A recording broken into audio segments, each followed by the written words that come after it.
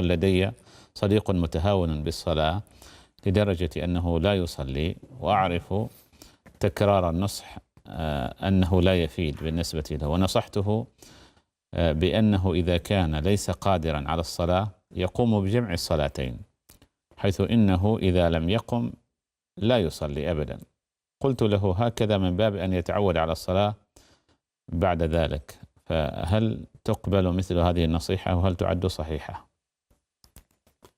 عليه أن يجتهد في نصحه، وأن يبذل وسعه في ترغيبه في الصلاة وبيان فضلها والاستشهاد له بالأدلة الداعية إلى إقامتها، وأن يعينه على أداء هذه الصلاة بما يستطيع. لكن إن كانت